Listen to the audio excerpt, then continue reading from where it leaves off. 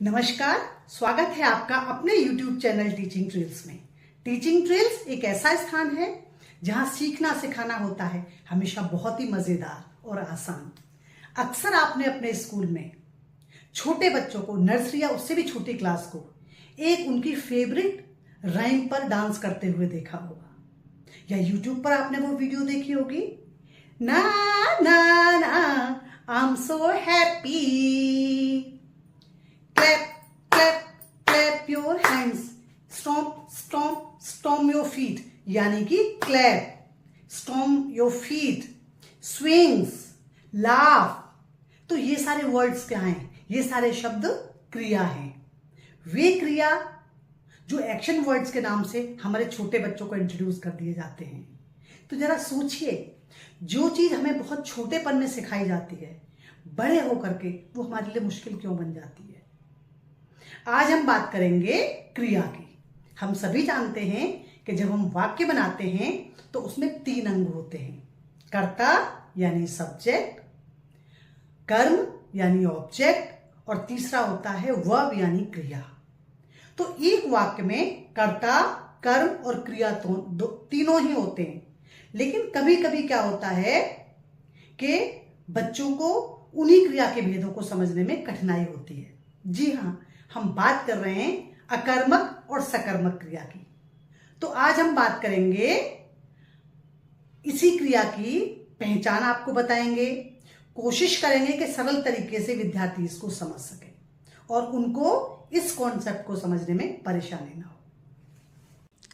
जब हम बड़ी कक्षाओं में आते हैं तो इसी क्रिया के कई सारे भाग हो जाते हैं, अंग हो जाते हैं, प्रकार हो जाते हैं, और बच्चों को अक्सर मैंने देखा है कि क्रिया के अकर्मक और सकर्मक रूप को पहचानने में बड़ी परेशानी होती है। उन्हें समझ में नहीं आता कि हम कैसे पहचानें कौन सी क्रिया अकर्मक है और कौन सी सकर्मक।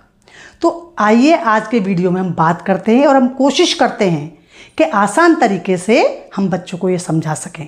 तो यहाँ पर मैंने कुछ उदाहरण दिए हुए हैं, तो उन उदाहरणों के द्वारा हम समझते हैं। तो सबसे पहले हम बात करते हैं अकर्मक क्रिया, अ जमा कर्म। जैसा कि हमें इस शब्द में दिखाई दे रहा है, कर्म यानी कि ऑब्जेक्ट, यानी कि जहां कर्म ना हो, तो उन्हें हम क्या कहते हैं? अकर्मक क्रिया। यानी काम तो हो रहा है, करता है और क्रिया है, लेकिन उस क्रिया को करने के लिए साधन के रूप में कर्म नहीं है। कुछ उदाहरण देखते हैं। दौड़ना, हंसना, खेलना, मुस्कुराना, रोना आदि, ये सब उदाहरण हैं अकर्मक क्रिया के।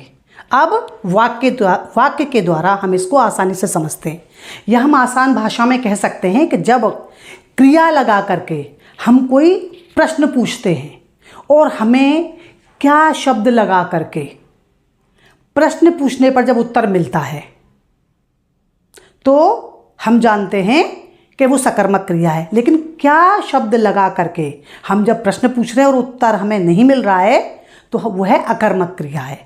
अब देखिए, हम कुछ उदाहरणों द्वारा इसको स्पष्ट करते हैं या समझते हैं। हम बात करते हैं, शिवम हंसता है। अब मैंने प्रश्न पूछा, क्या हंसता है? तो उत्तर नहीं मिल रहा, क्योंकि मैं ये नहीं पूछ रही हूँ कौन हंसता है, क्योंकि मैं अगर पूछती हूँ कौन हंसता है तो मैंने वो सब्जेक्ट लिया, लेकिन मैंने प्रश्न पूछा क्या हंसता है, मुझे उत्तर नहीं मिल रहा, तो अकर्मक क्रिया का उदाहरण है। अगला वाक्य देखिए, पक्षी उड़ रहा है। क्या उड़ रहा है? उत्तर नहीं मिल रहा। राधा रूठ गई है। क्या रूठ गई है? उत्तर नहीं मिल रहा।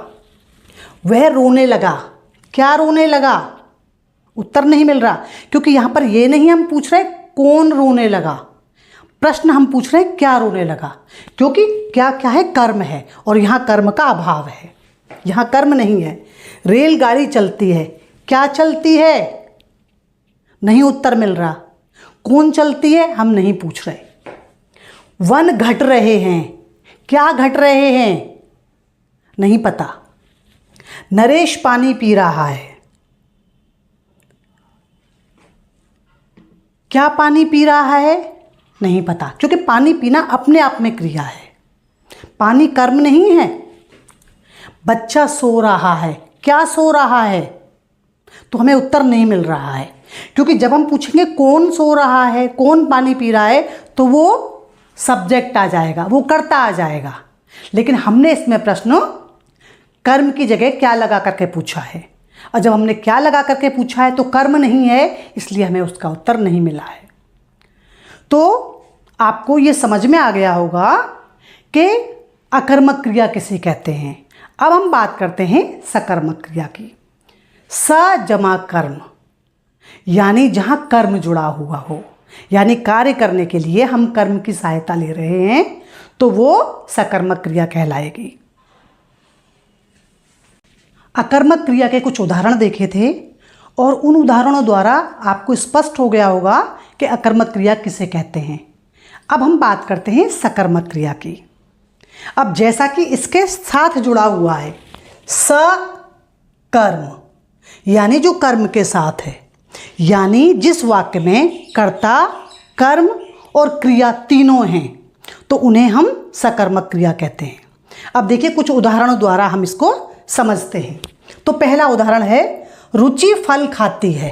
अगर मान लीजिए हमने प्रश्न पूछा रुचि क्या खाती है, तो हमें उत्तर मिल रहा है फल, तो फल कर्म है, रुचि कर्ता यानी सब्जेक्ट काम करने वाली, फल ऑब्जेक्ट है कर्म है, और खाती है क्रिया है। तो इसमें कर्ता भी है, कर्म भी है और क्रिया है। रुचि फल खाती है। दूसरा उदाहरण देखें, हेमंत, यहाँ ऊपर इसके अनुस्वार की बिंदी लगानी है, हेमंत शरबत पीता है। तो हमने पहले देखा था पानी पीता है, पानी पीना एक क्रिया है, लेकिन हम यहाँ किस पानी की बात नहीं कर रहे हैं, हम यहाँ एक विशेष शब्द की बात कर रहे हैं। हेमंत शरबत पीता है, क्या पीता है, शरबत। तो इसलिए यहाँ पर सकर्मक क्रिया होगी, क्योंकि शरबत हम रोज नहीं पीते हैं, ओकेजनली पीते हैं, लेकिन बिना पानी के हम रह नहीं सकते। पानी हमारी जीवनचर्या का एक अंग है, तो इसलिए वहाँ अकर्मक क्रिया है। तो इस बात को हमें भूलना नहीं चाहिए। और शरबत है वो एक विशेष शब्द है, इसलिए यहाँ पर ये सकर्मक क्रिया है। राजू ने पुस्तक पढ़ी, राजू ने क्या पढ़ी, पुस्तक। तो पुस्तक क्या है, कर्म है। पढ़ने के लिए उसने किसकी सहायता ली, पुस्तक की। दीदी खाना बना रही है, दीदी क्या बना रही है, खाना बना रही है।